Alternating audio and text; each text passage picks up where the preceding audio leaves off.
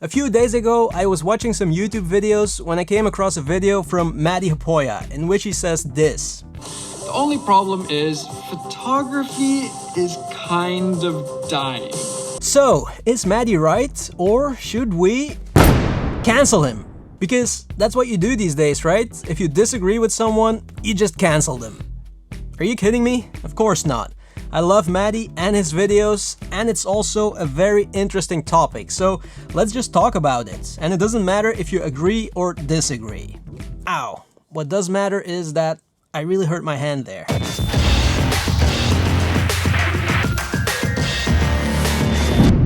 But before we start, I want to say this. So, if you've been here for a while now on my channel, then you know that it's okay if you don't agree with what I'm saying in my videos. It's fine. It's okay to disagree. And I'm always open to hearing different opinions, and maybe you can even change my mind. Just let me know in the comments and we'll talk about it. But there's only one rule. Keep it nice. Also, when you're talking to other people in the comments, keep it nice. If I see one hateful comment, one insult, then I will use my superpowers to kick you out permanently. Okay? Okay, now that we know the rules, here we go. Is photography dead or dying, and does video rule the world now? It does seem like it, right? It does feel like it. For example, just recently, Instagram announced that from now on, they will focus on video. Instagram, the platform that we all know as the photo sharing platform. And also camera companies are focusing a lot more on consumer video cameras and mirrorless cameras with insane video capabilities and features. And because of that, videography and filmmaking has become accessible to pretty much anyone who's interested.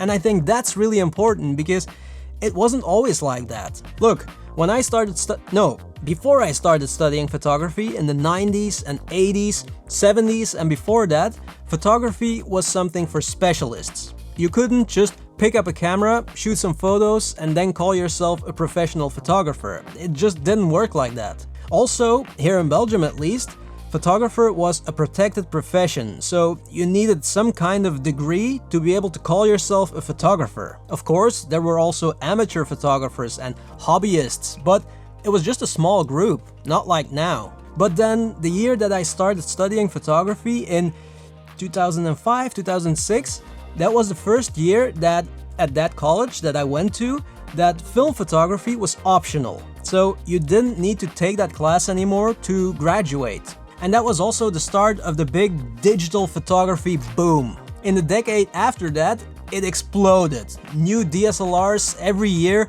better, faster, cheaper. It was crazy. And then also Instagram, Facebook, Flickr, Tumblr. The world just got flooded with photography. So the fact that just about anyone could buy a good camera and the fact that it was a lot easier to show your work made that photography became accessible to everyone. The big public. And then add smartphones to the mix and you know what happened. Digital photography ruled the world, but film photography wasn't dead. And of course, camera companies focused on digital photography to give the masses what they wanted. Because that's the thing, all of a sudden, everyone could give it a try. Right now, anyone can pick up a camera and call themselves a photographer and start making money. That's how it works now. It's like a trend, like a wave that comes rolling in. But of course, most people who bought cameras back then, and also today, most people who buy a camera, are not professionals. Most people don't use a camera for their job. And video, well, when digital photography was so popular, video was still something for specialists. It wasn't so accessible yet. Digital cameras with good video capabilities were still expensive also. But now, in the last 5 years, that has changed and the other wave came rolling in. Video. Better features, more features, cheaper, and now all of a sudden anyone can get into filmmaking. It's starting all over again, just with video. There's also tons of free information on YouTube, the internet.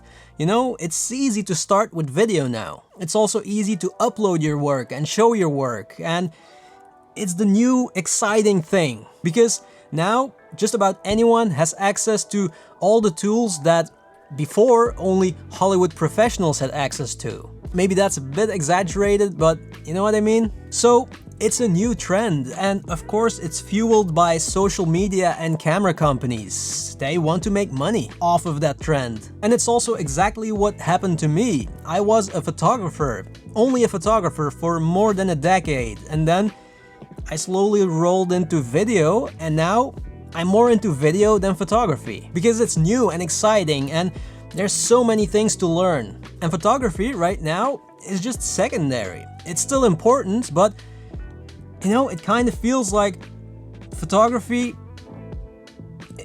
how do I say that?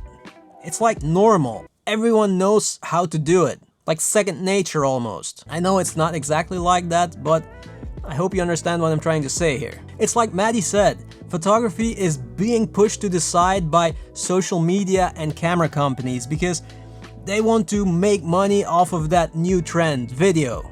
And it's only normal. It's a normal evolution. But photography as an art, as a profession, is not dead. It's still really important. Is it dying? Maybe dying is also not the right word. Maybe it's going in like a coma for a while. I don't know. But all this happens because, well, first photography opened up to the big public, and now video opens up to the big public. And that's why it feels like photography is getting pushed to the side. And I also feel like the professional world is changing a little bit in that way. Because there's this new thing now where a lot of professionals do both photography and video. There are still specialists, but a lot of people do both. And that's fine. It's a new thing. And I also do think that right now there are a lot more opportunities to be found in the video world and not photography. I also see a lot of schools starting new courses and programs specifically for video and content creation. It's still booming. So let's end it here because I start to feel a rant coming up again. I don't know what you think about that. Photography dead? No, of course not. Photography will never be dead, and it also can be replaced by video. They're two different things. But is photography being pushed aside by that new video trend and by social media companies and even camera companies? Yeah, I do think so. Video is just getting pushed a lot more. But whatever you do, just try not to get frustrated by the fact that everything's changing now. It's what the world does, it evolves. Video will never replace photography as an art, and there are still specialists in every field, but if you're a professional right now, a new professional, then make sure that you don't get left behind. But you know what? Let's keep talking about it in the comments. Just remember, keep it nice, or I will kick you out permanently. And also, stop canceling people if you disagree with someone. Who does that? Stop doing that. Thank you so much for watching, and see you in the next one.